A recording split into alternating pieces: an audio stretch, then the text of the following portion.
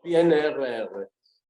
È una scommessa importante, non vorrei essere pessimista, ma la vedo dura nella sua realizzazione, come vedo dura anche il portare a casa e definire nei tempi che ci hanno dato il nostro governo il 110 case singole. Ecco, abbiamo già difficoltà nell'eseguire queste opere. È veramente una scommessa che è difficile portare a termine, ma non solo da parte nostra, da parte imprenditoriale, che siamo sicuramente afflitti da quello che è il problema dell'aumento dei costi, dell'irreperibilità del materiale, della difficoltà di dir di sì ai cantieri che ci verranno proposti, perché sono vecchie progettazioni con vecchi prezzi, per cui c'è la difficoltà della giusta compensazione in queste opere.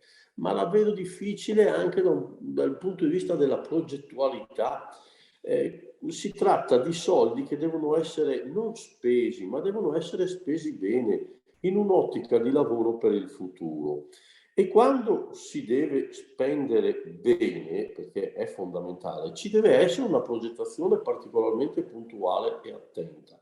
Ecco, vedo difficoltà in queste cose, perché il tecnico all'interno del comune è un tecnico che lavora a scavalco poi in altri 3 comuni.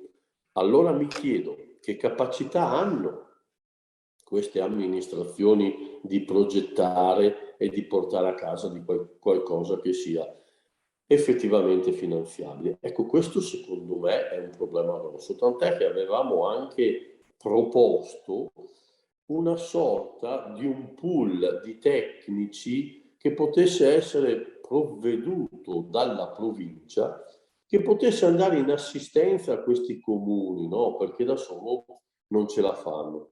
Quindi è un binomio di 2 cose che dobbiamo vincere, quella di una progettazione che attualmente non è ancora attenta, puntuale, alla quale ancora in parte non si è provveduta, e la risoluzione di questi gravi problemi che è l'aumento del materiale disposti, la loro reperibilità per far fronte e quindi portare a questo a compimento questi cantieri di cui l'Italia ne ha bisogno e di cui le nostre imprese ne hanno bisogno.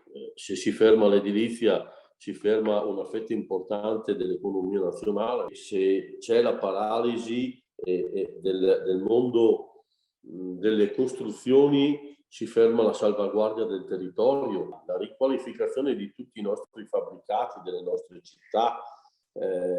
Il PNR ci aiutava in queste cose, no? E quindi io mi auguro che, non solo perché amo questo mestiere, dico sempre che è il più bello del mondo, mi auguro che queste attenzioni che spesso portiamo anche all'attenzione dei nostri governanti siano ascoltate, perché solo se c'è comunione e se c'è condivisione probabilmente riusciamo a vincere la battaglia. Slegati assolutamente no.